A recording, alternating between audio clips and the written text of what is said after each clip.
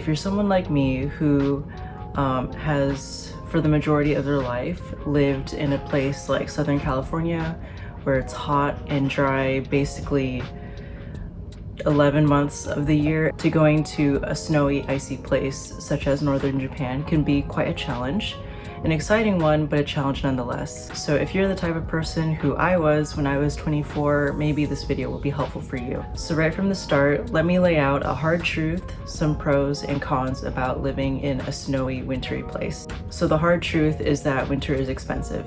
You should prepare some money and be prepared mentally to spend some money if you want clothes that will not only protect you from the cold and from potential hypothermia, but also just to keep you comfortable throughout that season. And aside from clothes, this means that your utilities in the house will also be more expensive compared to the summer. You're gonna spend more money for paying for electricity or gas to warm up your bath water, or just keep heating your rooms. As for some pros, so good things living in the winter. The first one is that all the insects go into hibernation. Woo! So no spiders, no murder hornets, no centipedes, and no cockroaches. Enjoy it while it lasts. The second pro I can think of is that the scenery is pretty gorgeous. And I'm not talking about those scenic 10-second reels on Instagram about that one day in Tokyo where it magically snowed and you got aesthetic lo-fi in the background. I'm talking like the real deal. This is daily life. It's not a freak occurrence. The absolute entire landscape of your life for 3 months is just snow, like that landscape. The second pro, of course, is winter sports. So if you're gonna live in Tohoku or Hokkaido, this is another avenue of not only like the human experience, but also a cultural experience that you can add to your time in Japan. And the last pro on this list is you will be physiologically tougher from living in such a winter, because 6 winters in Japan made me realize just how temperate the winter in California is, at least Southern California. When your standard for winter evolves into like heavy down jackets and like snow boots and like an umbrella for the falling snow, going back to California where it's like when you're just wearing one layer of clothing for winter, it's pretty comfortable. It's really funny when your loved ones are complaining about how cold it is in California, but like I walk out of LAX and it's like, wow, this is really nice. But of course, even though there are pros, there are also some cons that I think we should acknowledge. So while winter is expensive in terms of money, it is also expensive in terms of time. Everything is slower, everything takes more time, but you're still expected to be on time for your job. The second con is that it gets darker sooner. So if you're gonna work as a jet or just have a day job in general, oftentimes for the school schedule, you're gonna be waking up just when the sun rises sometimes, and then when you leave school, the sun will have already set. So this could lead to seasonal affective disorder if you're sensitive to that. I'm gonna organize these categories by closest to farthest. So let's start with skincare. So Japan is generally a pretty humid place. The summer is pretty dreadful because of the humidity. The winter is a lot less humid, so I guess comparatively it is technically dry. But if you compare the dryness of Japan winter, it's not as dry as like, say, Southern California on a typical day. So quick aside, I took a 3-week New Year's trip with one of my jet friends and her friend who came from the desert of Southern California. She came over to Tokyo to meet with us and do this 3-week trip with us. Her super dry, cracked hands, in a matter of days of being in Japan, they became super smooth and soft just because of the relative change in dryness and humidity. And then when she went back to SoCal, her soft, smooth hands became dry again. And that just goes to show how much humidity can affect your skincare. And I mean, considering skin is your largest organ of your body and it does protect you in an immune standpoint, this is kind of something to consider. Hand cream, I have 2 recommendations from the same brand. The first one I used in the AM, so during the day when I was at work, I would use this hand cream. Hopefully I can find an image of it to put here. And then in the PM, or actually just before bed, I would put this on my nightstand actually. I would use this version. It's from the same brand, but it's extra nourishing. One of my heels was like developed a crack. It was a pretty deep skin crack as well. So in that case, I recommend having a little tub of petroleum jelly. Petroleum jelly exists in Japan as well, so it's easily accessible. Next category is clothing. I'm gonna use Uniqlo as my go-to holy grail brand because it is. I'm biased. I'm not even gonna pretend like I wish there was a Uniqlo in New Zealand so bad. So Uniqlo's thermal line is called Heat Tech. You can even, I mean, technically thermals as a category exists in like lots of stores, even in Konbini. So if you're in a big pinch and you just need thermals absolutely now, you can probably even go to the Konbini in like the airport or near the airport when you arrive, and you can get something real quick. But let's pretend you found a Uniqlo and you have the time to look around. Here's what I recommend you buy. First thing you'll need is some Heat Tech shirts. I use these as like a normal shirt, but I think technically they're meant to be under shirts, but whatever. So Uniqlo Heat Tech comes in 3 tiers, and each tier has an increasing like effectiveness of thermal like heat absorption and heat trapping. For the most part, I defaulted to the second tier of Heat Tech. One, because the first time I went to Uniqlo, I didn't even notice the first tier. I just saw the second tier and just bought it. And then second of all, I personally run cold. So even in the summer, like my body temperature tends to regulate itself pretty well. I can get cold quite easily. The only time I used Ultra Heat Tech was when I was visiting like Sapporo. You can also get Heat Tech bottoms for anyone who likes to wear dresses or skirts, even in the winter. This is where you would get Heat Tech tights. Heat Tech tights are black and super opaque. Like, don't be fooled, these are proper like thermal tights. If you wear them in the summer to try to look like goth cute, you will probably give yourself heat stroke. There's also Heat Tech leggings for men and women. That way you have that second layer, that inner layer underneath your normal pants. And lastly, for the things you need to buy at Uniqlo for the winter is a down jacket or a down equivalent. I guess it technically doesn't need to be down if you're not into like the puffy jacket. There's other options as well, but I mean, if you're going just for true functionality and durability and longevity, something that you can wear year after year, and Uniqlo down jackets are a pretty good investment. When the snow falls in your jacket, it will melt, it will get wet, so you just want to make sure that the material is something that can withstand that wetness, keep you warm. Okay, so we went from skincare to outerwear to let's do the indoor climate. So your house. Perhaps you are aware of this already, but most Japanese homes, I would say by default, do not have central heating. It is not centralized, it is localized heating. So you might have just the one room where the one heater is, and that will be your warmest room. That is going to be your home base during the winter. Chances are you're already familiar with an air conditioning unit, so there's a heating option. You can regulate the temperature, and that's that. Just remember that it is the winter, so be prepared to spend a little bit more for your electricity bill depending on how hot you're keeping your room with your AC. So with the AC out of the way, let me talk about the kerosene heater. The kerosene heater was my beloved friend through the winters of Japan, but it didn't start off like that, because if you're a California kid like me, if you're a California kid like me, let me know if you had this moment in school, public or private. But I feel like in California, especially in SoCal, this is very topical considering at the time of recording, LA is on fire. When I was a kid in California, we were told for fire safety, like, never, ever, ever, ever, ever use kerosene. Like, the moment you hear the word kerosene, like, don't even touch it. Don't even bother, like, ignore it. There's no need for kerosene at all, because kerosene is highly flammable, super quick to catch fire. So that's the mentality I had toward kerosene when I first came to Japan at age 24. And then I was told by my supervisor and like my jet senpai who was telling me how to like stay warm in the winter. And they were like, this is the kerosene heater. And I was like, why would I ever use that? Why would I ever use a kerosene heater in what seems to be a very flammable room? The first 2 days, when it wasn't even technically winter yet, it was like transitioning, and just me being a SoCal baby, like it was already too cold for me, but like I was so scared of the kerosene heater that I just endured it. I just bundled up and I was like, I can do it. I'm so scared of the kerosene heater. But then I caved in after 2 days and I was like, I'm just gonna turn it on because I'm so cold.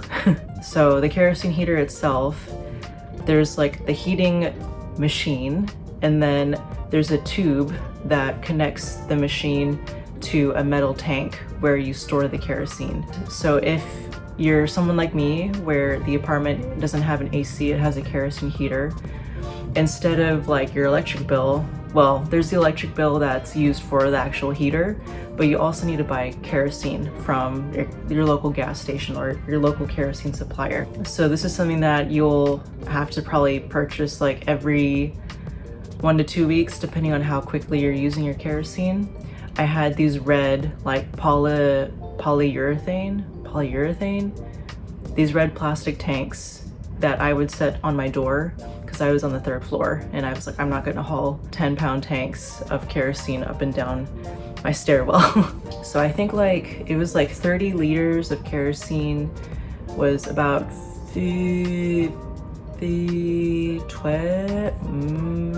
about $15. So then I would get 2 tanks, so I have 60 liters of kerosene just to always have like a backup. I really rambled for that kerosene part. I will say though, I never left the kerosene heater on when I was asleep. Like naps are fine, but like proper sleep for like 6 to 5 hours, like like 5 to 7 hours, like that, during that time I would not keep the heater on, just because in case of like carbon monoxide poisoning and so on.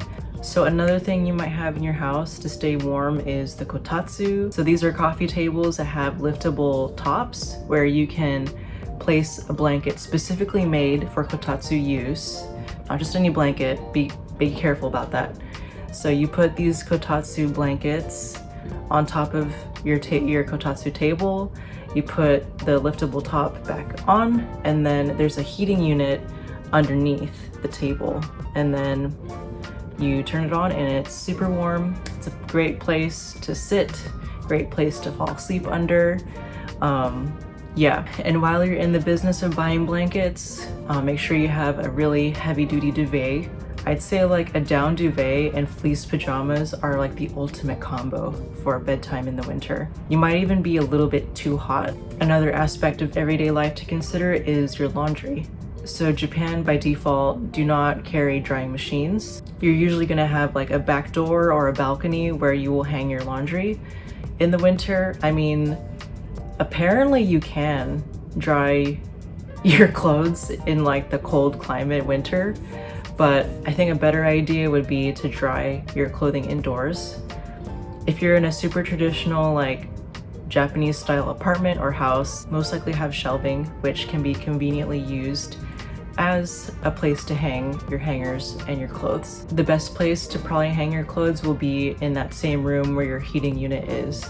Just make sure you're not putting your laundry on top, physically on top of the heating unit. And lastly, for the indoor climate category is pipes. If you're gonna live in Tohoku or Hokkaido, you will most likely be told this. If ever you're gonna leave your apartment for say 3 or 7 days at a time, say you're gonna escape to Tokyo for a week, make sure before you escape to Tokyo, you have to drain your pipes. So preparing for the outdoors is pretty straightforward because you've been to Uniqlo already. You just put on your heat tech, your normal clothes, your down jacket, and then make sure to bring an umbrella in case it snows, and you're set. But don't forget about your shoes. I lived in Hirosaki, Aomori, which is a pretty snowy place. What I learned is that shoes with spikes did not really help me when living and walking around a place where it was snowy rather than icy. My first winter, I tried buying these snow shoes with like a kind of a retractable like spike heel, and all it did was clump snow together in the heel, and like ironically make it harder and more dangerous for me to walk in the snow rather than safer. So after that, I just invested in like knee-high boots, and that was that. In Hirosaki, like that's just how high the snow could get. So for me, I just wanted that extra assurance with the extra height. If you find that your gloves aren't warm enough, or for whatever reason you're not wearing gloves but your hands are cold, what you could get is this thing called Kaido. Kaido are disposable hand warmers, which you can get at any konbini, or you can buy them in bulk in any grocery or home goods store.